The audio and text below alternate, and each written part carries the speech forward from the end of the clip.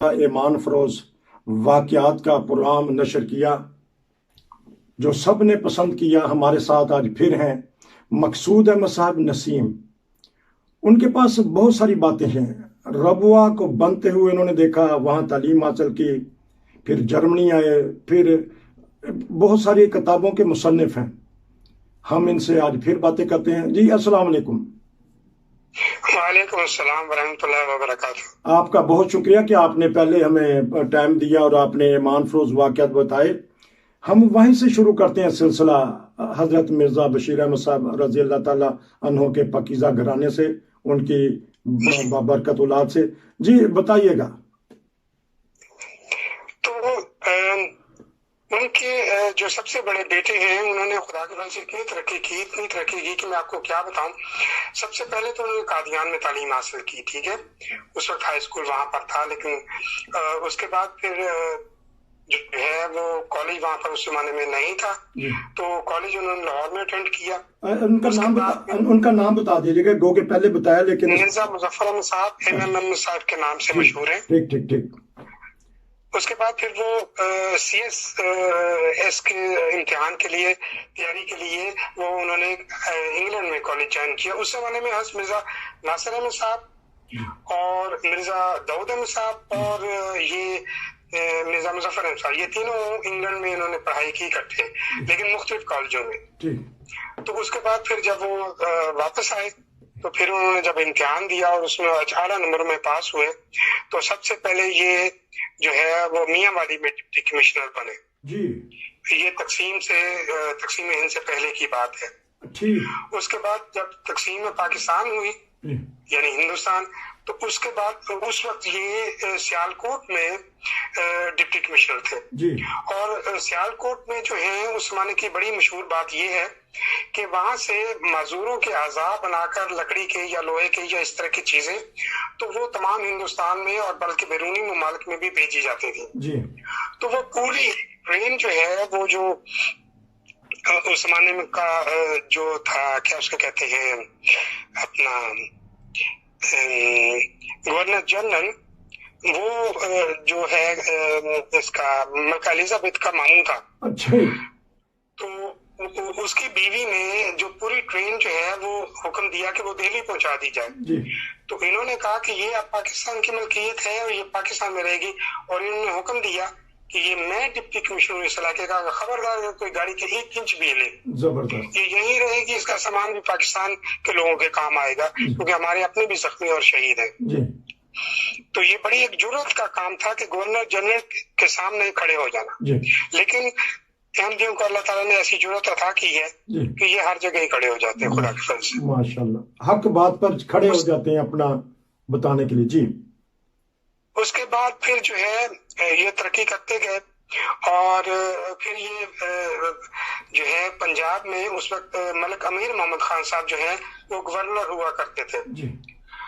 تو یہ ان کے کابینہ میں آ گئے اور انہوں نے ان کو جو ہے اپنا ایک سیکٹری بنا لیا، لیکن جو چیف سیکرٹری تھے پنجاب کے وہ ان سے زیادہ وہ تھے کیا اس کو کہتے ہیں علم اور تجربہ میں، ٹھیک ہے۔ تو لیکن امیر خان صاحب ان کو بنانا چاہتے تھے چیف سیکرٹری۔ تو انہوں نے کہا کہ دیکھیں ان کا رتبہ زیادہ ہے، ان کا تجربہ زیادہ ہے، ان کی سروس زیادہ ہے، میں کیسے ان کی جگہ پر آ جاؤں۔ تو پھر لیکن چونکہ وہ چاہتے تھے کہ یہ بنے، تو پھر انہوں نے ان کو اپنا جو ہے سیکرٹری بنا لیا۔ اور اس کے بعد پھر جب ان کی جو صدر ایوب خان آئے تو انہوں نے جب دیکھا کہ ایسا اچھا آدمی یہاں پر سیکرٹری بنا، تو انہوں نے کہا کہ تم ادھر جو آ جاؤ راولپنڈی، اور اس وقت اسلام آباد ابھی بن رہا تھا، تو تم آ کر یہاں پر جوائن کرو اپنے جو ہے خزانہ کو۔ تو پھر وہاں پر یہ جو ہے حکومت پاکستان میں سیکرٹری خزانہ بنے، اور اسی لیے جو 1 روپے کے نوٹوں پر مرزا مظفر احمد کے دستخط ہیں تو وہ اس زمانے کے ہیں۔ اس کے بعد جب انہوں نے ان کی قابلیت دیکھی صدر صاحب نے، تو پھر ان کو ترقی دے کر اپنا ڈپٹی بنا لیا۔ وہ تھا ڈپٹی چیئرمین کمیشن جو تھا اس کا ڈیولپنگ کا، اس میں۔ تو صدر صاحب خود جو تھے وہ چیئرمین تھے، اور یہ ان کے ڈپٹی چیئرمین تھے جی پلاننگ کمیشن میں. ٹھیک. تو یہ جو ڈپٹی تھے پلاننگ کمیشن میں، تو یہ ان کا جو رتبہ ہے وہ تمام وزراء سے اوپر تھا. جی کیونکہ صدر کے بعد یہ، کیونکہ جتنے بھی فنڈز تھے جو بھی ہیں تنخواہ یہ سب کچھ یہ انہی کے تھرو ہر ایک محکمے کو جاتی تھی. جی لیکن ان کا کسی پارٹی سے تعلق نہیں تھا، اسی لیے ان کو پسند کیا جاتا تھا. جی.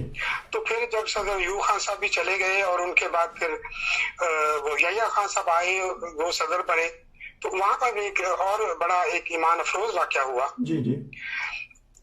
اچھا ایک بات میں بھول گیا ہوں، وہ بھی آپ کو جلدی سے بتا دوں کہ یہ جتنے بھی ڈیم بنے ہیں، تربیلا ڈیم، منگلا ڈیم، یہ حسبی مرزا مظفر احمد صاحب کی پلاننگ کے ساتھ بنے ہوئے ہیں. ٹھیک ہے. اس زمانے میں جتنے بھی بڑے بڑے ریڈیو اسٹیشن لگے، ڈھاکہ میں بھی 250 کلو واٹ کا شارٹ ویو کا، اور یہاں راولپنڈی میں بھی 250 کلو واٹ کے اسٹیشن، اور راولپنڈی میں 2 اور ڈھاکہ میں بھی 2، اور اس کے بعد ایک بن رہا تھا 1000 کلو واٹ کا میڈیم ویو کا اسٹیشن ڈھاکہ میں. یہ سب آپ کی پلاننگ تھی. جی جی ماشاء اللہ. تو اور تاکہ ہمیں ایک دوسرے کی آواز جو ہے پاکستان سے ادھر سنائی دے، ادھر سے یہاں سنائی دے، اس لیے. ٹھیک ٹھیک. ورنہ اس سے قبل ہمارے پاس صرف 5-5 10-10 کلو واٹ کے شارٹ ویو ریڈیو اسٹیشن ہوتے تھے، یا زیادہ سے زیادہ ایک بڑا اسٹیشن ہوتا تھا، 2 اسٹیشن ہوتے تھے وہاں کراچی میں 50 کلو واٹ کے، بس یہی اتنی ہماری ہمت تھی. اور اس کے علاوہ آزاد کشمیر ریڈیو کے لیے 100 کلو واٹ کا اسٹیشن، اور بھی کئی 100 کلو واٹ کے اسٹیشن جو ہیں وہ حسمیہ مظفر احمد صاحب کی MMM صاحب کی پلاننگ تھی، اور اس کے بعد پھر وہ یہاں پر سیٹ کیے گئے. اور اس کے بعد ہم چلتے ہیں یحییٰ خان صاحب کی طرف. تو یحییٰ خان صاحب ایک دفعہ ایران کے دورے پر گئے، اور اپنے بعد جو قائم مقام صدر ہیں وہ میاں مظفر احمد صاحب کو بنا گئے ہیں، MMM صاحب کو. اچھا وہ یحییٰ خان صاحب گزر گئے، تو اگلے دن صبح جب یہ مطلب اسی دن ایک دن انہوں نے کام کیا، اگلے رات آ گئی، پھر اس کے بعد جب صبح یہ دوبارہ کام پر گئی ہیں، تو وہ جو یہ کیا نام ہے جو اوپر نیچے یہ جاتی ہیں سیڑھیاں، کیا ان کا نام، بند سیڑھیاں ہوتی ہیں، لفٹ. مجھے اب انگریزی کے لفظ بھی نہیں آتے کیونکہ 50 سال سے یہاں پر ہوں. تو وہ جو لفٹ چلانے والا آپریٹر تھا، اس نے میاں صاحب پر خنجر سے حملہ کر دیا اور ان کو زخمی کر دیا. لیکن میاں صاحب اس وقت طاقتور جوان تھے، تو انہوں نے ان کو پکڑ لیا اور سپاہیوں کے حوالے کر دیا. اور اس کے بعد جو صدر کا ڈرائیور تھا، انہوں نے صدر کی گاڑی میں ان کو ڈالا، اور ہوا کی رفتار سے آگے پیچھے وہ گاڑیاں جا رہی تھیں بلو لائٹس کے ساتھ، کیونکہ یہ صدر تھے. تو کہتے ہیں میں ہوا کی تیزی کی طرح، ڈرائیور کہتا ہے کہ میں CMH پہنچا، اور میاں صاحب اس دوران بے ہوش ہو چکے تھے خون کی بلیڈنگ کی وجہ سے. لیکن وہ ڈاکٹروں نے خون لگایا، سب کچھ کیا، اس کے بعد آپریشن کیا اور ان کو بچا لیا. اللہ تعالیٰ نے بچانا تھا، جس کو اللہ رکھے اس کو کون چکے. تو پھر اسی دن جب یہ حملہ ہوا، اور وہ صدر یحییٰ خان صاحب اپنا جو وہ کئی روز کا دورہ تھا ایران کا، وہ منسوخ کر کے پھر واپس آ گئے. تو یہ بھی ایک ہے کہ ہم احمدیوں کو اللہ تعالیٰ نے پاکستان کی صدارت بھی دی ہوئی ہے، ایسی کوئی بات. اچھا وہ جو ان کا اپنا دورہ منسوخ کر کے آئے، صرف اس لیے آئے کہ جو ان کے نائب صدر تھے ان کے اوپر حملہ کر دیا گیا؟ جی بالکل، حملہ کر دیا گیا، ان کو شدید زخمی کر دیا گیا، اور کوئی آدمی پھر نائب صدر نہیں تھا، کیونکہ وہ تو صدر نہیں خود بنانا ہے. جی. تو اس لیے پھر وہ افراتفری سے بچنے کے لیے، یا مختلف اور بھی سازشیں ہوتی ہیں ان سے بچنے کے لیے، وہ صدر صاحب فوری طور پر واپس آ گئے. تو حالانکہ ان کا دورہ صدر صاحب کا بڑا اہم تھا کہ اگر وہ جاتے تو کوئی نہ کوئی پاکستان کی لیے بہتری کرتے، لیکن ایسی دشمن چال چلی کہ جو نائب صدر تھے ان کو زخمی کر دیا. جی آگے بتائیے گا. جی اس کے بعد جو ہے وہ حسمیہ مظفر احمد صاحب جو ہیں وہ، اس کے بعد بھٹو آ گیا. بھٹو پہلے صدر بنا، پھر اس کے بعد وہ وزیر اعظم بن گیا. تو یہ 74 تک وہیں رہے. انہوں نے کیونکہ وہ چینج نہیں کرنا چاہتے تھے کہ اتنا مخلص آدمی ہے، اس کو ہم نہیں ہٹائیں گے، تو ان کو اپنے ساتھ رکھا. لیکن جب یہ 74 کے والے واقعات ہوئے، مسلم غیر مسلم والے، تو حسمیہ صاحب نے استعفیٰ دے دیا اور امریکہ چلے گئے. وہاں پر UNO کو ضرورت تھی، اور انہوں نے UNO والوں نے ان کو ساؤتھ ایسٹ ایشیا کا جو ہے ڈائریکٹر بنایا فنڈز دینے کے لیے. کہ آپ جو ہے وہ تمام یہ کاروبار کرتے رہے، ان ممالک کو اچھی طرح جانتے ہیں، تو آپ کو ہم ڈائریکٹر بناتے ہیں۔ تو یہ جو آج کل وہ ای ایف اے اور اس طرح کے وہ فنڈز ہیں جو ادارے مختلف یو این او کے جو کہ غریب ممالک کو قرضے دیتے ہیں، تو یہ ان کے ڈائریکٹر تھے، اور پھر وہیں سے یہ ریٹائر ہوئے ڈائریکٹر کے طور پر۔ اس کے بعد پھر امریکہ میں ہی رہے، اور وہاں پر پھر جب ان کو کچھ فرصت ملی تو وہیں پر ان کو پھر امیر جماعت چن لیا گیا۔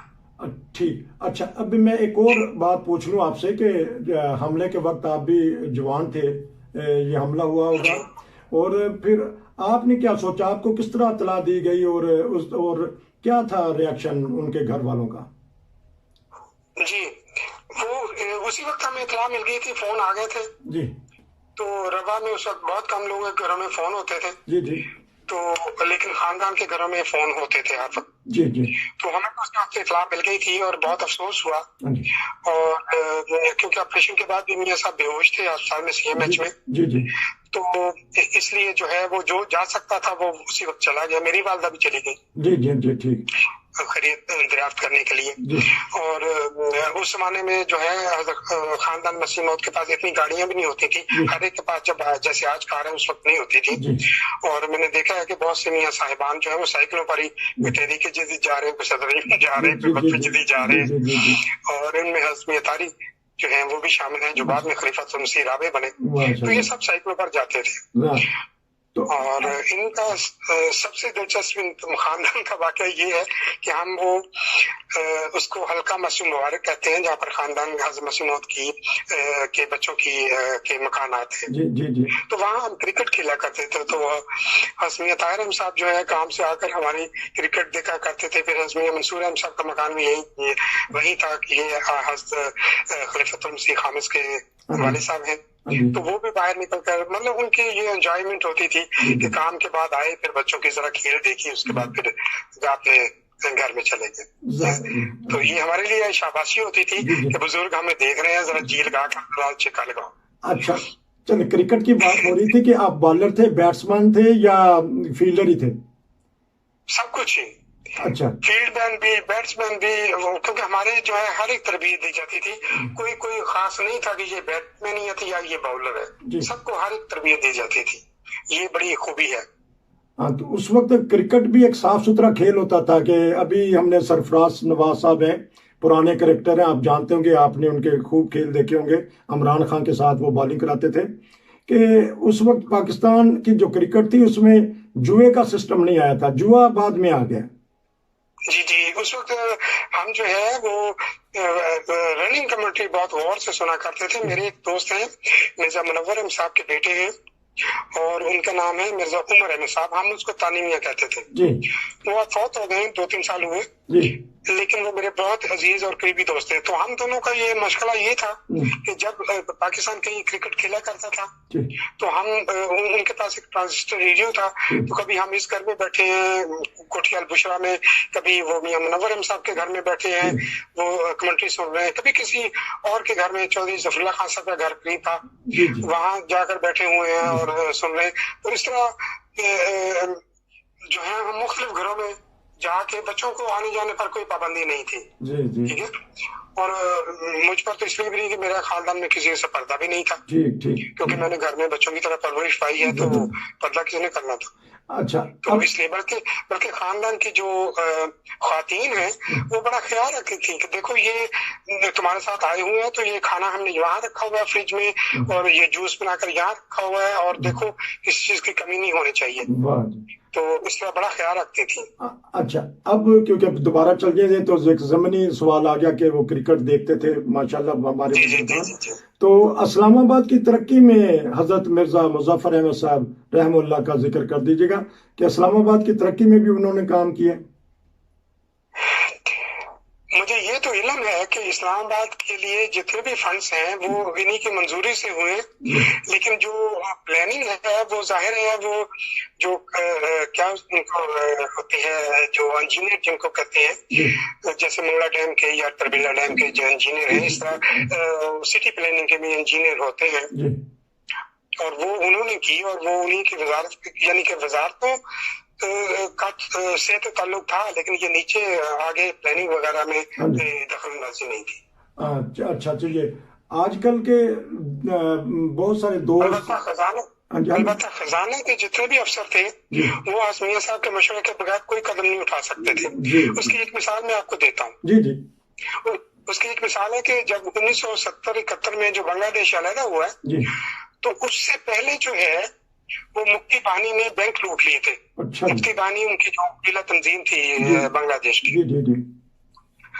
تو ہاشمیہ صاحب نے جو ہے جتنے بھی بڑے نوٹ ہیں وہ سارے کینسل کر دیے، یعنی 100 کا 50 کا اور 200 کا اور جو بھی 1000 کا بھی اس زمانے میں روپے کا نوٹ ہوتا تھا وہ کینسل کر دیے. وہ اس لیے کینسل کیے کہ وہ مفتی بانی جو ہے وہ بینکوں سے لوٹی ہوئی رقم کو افغانستان کے ذریعے پاکستان میں لا کے تو وہ افراط زر پیدا کر رہے تھے. ٹھیک ہے. تو وہ جب کینسل ہو گئے تو وہ بات ہی ختم ہو گئی، وہ افراط زر پیدا ہی نہیں ہوئی. تو یہ دیکھیں کہ میاں مظفر احمد صاحب ایم صاحب پہ کیسی چال چلی کہ وہ مفتی بانی کی ساری چالیں بیکار ہو گئی. اچھا، اس سے 2 نقصان ہوئے. ایک نقصان تو ان کو یہ ہوا کہ جو وہ پاکستان میں افراط زر چاہتے تھے وہ نہیں ہوئی. دوسرا یہ کہ جو ان کی رقم تھی وہ ساری برباد ہو گئی، وہ ایک ٹیڈی پیسے کی بھی نہیں رہی. تو اس لیے وہ کوئی چیز نہیں خرید سکتے تھے اس پیسے سے جو ان کے پاس تھا. اچھا جی، اور اپنا پیسہ ابھی چھپا نہیں تھا کیونکہ بنگلہ دیش ابھی آزاد نہیں ہوا تھا. ٹھیک آپ سمجھ گئے ساری بات. ابھی آپ یہ دیکھیں حکمت، یعنی وہ لوگ چاپ کہتے ہیں، ہم لوگ کہتے ہیں حکمت. یہ اللہ تعالیٰ سے کہتا ہے، یہ بزرگوں کی دعائیں ہیں. زبردست. اچھا، ہمارے پاس 2-3 منٹ ہیں. صرف میں ایک ایسا سوال کروں گا کہ آج کل کے سیاستدان یا علماء کہتے ہیں کہ جماعت احمدیہ کے افراد ملک کے لیے بہتری نہیں کرتے. تو جماعت احمدیہ کے جو افراد نے ملک بنایا اور پھر اس کی تعمیر و ترقی میں کامیابی سے ہاتھ بٹایا، اس کے 2-3 کوئی اگر واقعات ہیں یا حضرت مرزا صاحب کے واقعات ہیں یا آپ نے جو بتائے تو بہت زیادہ ہیں، اگر 1-2 واقعات اور بتائیں. اور یہ جو لوگ آج کل پراپوگنڈا کر رہے ہیں ان کو کیا جواب دیں گے؟ میں ان سب سے یہی کہوں گا کہ آپ لوگ تاریخ سے ناواقف ہیں. جی. جو لوگ تاریخ کو جانتے ہیں وہ جانتے ہیں کہ اصل میں جو پاکستان بنانے کا خواب ہے وہ قائد اعظم نے نہیں دیکھا تھا، وہ علامہ اقبال نے نہیں دیکھا تھا. علامہ اقبال صاحب تو پاکستان کیا قرارداد پاکستان سے بھی پہلے فوت ہو چکے ہیں. جی. ٹھیک ہے. اور ان کا کوئی بیان ایسا نہیں. وہ تو یہی ساری عمر گاتے رہے کہ یہ ہندوستان ہمارا، یہی ترانہ وہ گاتے رہے. ٹھیک ہے. ایک علامہ اقبال صاحب، آج اس لیے بھول جائے کہ علامہ اقبال صاحب نے کوئی خواب پاکستان بنانے کا دیکھا تھا. اچھا، اور یہ جو قائد اعظم محمد علی جناح صاحب ہیں یہ اکیلے نہیں تھے پاکستان کا خواب دیکھنے والے، بلکہ حضرت خلیفۃ المسیح ثانی ان کے ساتھ شامل تھے کہ جس کے لیے بار بار قائد اعظم جو ہیں وہ حضرت صاحب کو سلام بھجوایا کرتے تھے اور خط و کتابت بھی ان کی ہوتی رہی. اور سب سے بڑا رابطہ جو ہے وہ حضرت چودھری محمد ظفر اللہ خان صاحب کے ذریعے تھا کہ جن کو قائد اعظم نے اپنا منہ بولا بیٹا بنایا ہوا تھا. یہ واحد منہ بولے بیٹے ہیں. ٹھیک ہے. قائد اعظم کے. تو یہ اور اسی لیے جو ہے پاکستان بننے سے بھی 7 سال قبل جو ہے 1940 میں جو ہے قرارداد لاہور منظور ہوئی تھی، جس کو ہم قرارداد پاکستان کے نام سے جانتے ہیں. وہ بھی جو ہے انہوں نے چودھری محمد ظفر اللہ خان صاحب نے تحریر کی تھی، لیکن نام نہیں سامنے لائے تاکہ وہ احمدی سمجھ کر تو جو ہے عوام اس کو مسترد نہ کر دیں، حالانکہ یہ بہت اچھی چیز ہے. ٹھیک ہے. اور جبکہ تمام مسلم لیگ نے اس کو قبول کیا اور بڑی داد دی.